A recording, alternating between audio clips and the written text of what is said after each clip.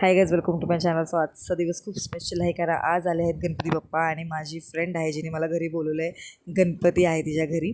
So ती माझी school friend आहे, माझी बेंच पार्टनर आहे. आणि तुम्ही वाईब बघू शकता गणपतीचा. लिटरली माझा फेवरेट फेस्टिवल आहे आणि हा गणपती बाप्पा बघू शकता किती क्यूट आहे.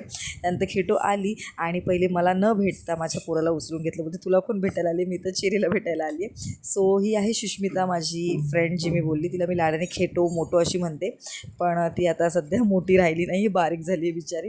आणि ही तिची मम्मी आहे. तिच्या घरी गेलो, दर्शन वगैरे घेतले पप्पाचे. आणि हे बघा, चेरी आधी तर अजिबात बोलत नव्हतं, तिकडे रडत होता शांत बसलेला. आणि नंतर इतका सेटल झाला तिच्या घरी की झिंगाटवरती डान्सच करायला लागला.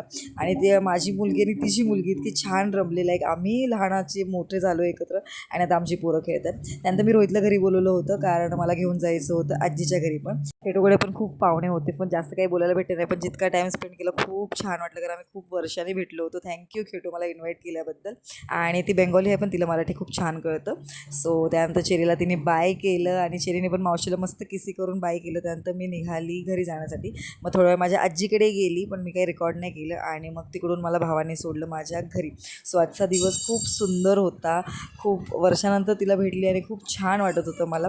सो व्हिडिओ आवडला असेल तर लाईक करा. Thanks for watching.